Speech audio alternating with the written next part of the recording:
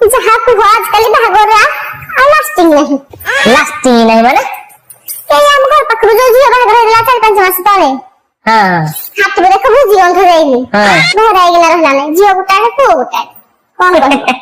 କି ଆଜିକାଲି ଆମ ଯୋଉ ହିନ୍ଦୁ ରୀତିରେ ବାହାଘର ହଉଛି, ତମେ ଅନ୍ୟକୁ ଖାଲି ଅନୁସରଣ କଲ। ଖାଲି କହୁଛ ମୁଦି କରିବୁ ରିଙ୍ଗ ସେରିମନି କରିବୁ, ଦେଖିଲା ବେଳକୁ ସେ କଣ ସେ ଖ୍ରୀଷ୍ଟିଆନ ମାନଙ୍କର ଚର୍ଚ୍ଚରେ ଖ୍ରୀଷ୍ଟିଆନ ପୁଅ ଝିଅ ହାତରେ ଗଳେଇବ, ଝିଅ ପୁଅ ହାତରେ ଏମିତି ମୁଦି ଗଳେଇବ। ତାଙ୍କର ଗୋଟେ କଥା ଅଛି। ମେହେନ୍ଦୀ ରସମ କଲ କୋଉଠୁ? ମୁସଲମାନ ମାନେ ମେହେନ୍ଦୀ ରସମ କରନ୍ତି ବାହାଘର ପୂର୍ବରୁ। ଆମ ହିନ୍ଦୁର ଅଛି ଗୋଟିଏ ଯୋଉଟା ହଉଛି ହଳଦୀ ରସମ। କିନ୍ତୁ ଏ ହଳଦୀ ରସମ ବି ନଥିଲା, ତମେ ରସମ ବନେଇ ଦେଇଛ। ଇଏ ପୁରା ଆମ ବେଳକୁ ଯୋଉ ବାଡୁଅ ପାଣି ବାହାଘର ପୂର୍ବ ଦିନ ପାହାନ୍ତା ଝିଅ ହଉ ପୁଅ ହଉ ତାକୁ ନେଇକିନି ହଳଦୀ ଲଗେଇକି ଘର ପରିବାର ବନ୍ଧୁବାନ୍ଧବ ଆଇକିନି ସବୁ ଥିଲେ ତାକୁ ବଧେଇବେ। ସେତେବେଳକୁ ମାନେ ସେତେବେଳେ ହେ ଝିଅ ବି କାନ୍ଦି ପକଉଥିଲା, ପୁଅ ବି କାନ୍ଦି ପକଉଥିଲା, ଆଜିଠୁ ମୁଁ ପର ହେଲି ବାଡୁଅ ପାଇଁ ଛଡେଇଲେ ମତେ।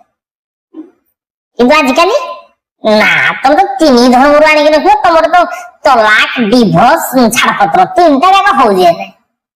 ଆଉ ଝିଅ କୁଆଡେ ଚଳିବ? ତମ ଭାଇ ତ କାନରେ ଯୋଉ ନନା ଗୁରୁ ମନ୍ତ୍ରଟା ଦେଇଥିବେ, ଗୁରୁ ମନ୍ତ୍ର ଆଉ କିଏ ପାଉଛି? ନା, ସଂସାର କରିବ କୋଉଠି ତମେ ଯେ? ଥିଲା ଆଜିକାଲି ଗୋଟେ ପୁଣି କଣ ଲିଭିଂ ରିଲେସନ ରହୁଛି।